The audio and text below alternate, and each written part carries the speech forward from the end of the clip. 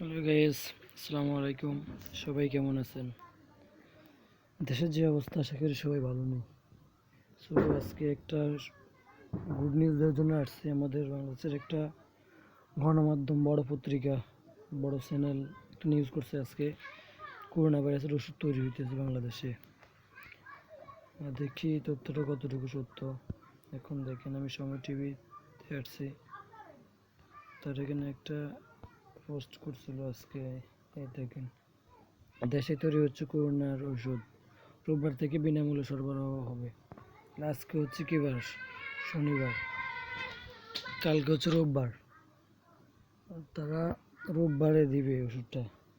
রোববারে বাংলাদেশে বাজারজাত করবেন। আশা করি সবাই, মানে এই ওষুধটা যেন সবার জন্য কাজে আসে। তাহলে আমরা, দেশে তৈরি হচ্ছে করোনার ওষুধ, রোববার থেকে বিনামূল্যে সরবরাহ।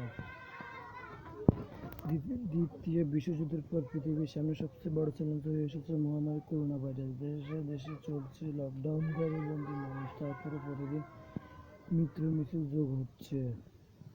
হাজার হাজার মানুষ, আতঙ্কের সংখ্যা। দেখি তারা কবে, তবে দাবি করলাম করোনাকে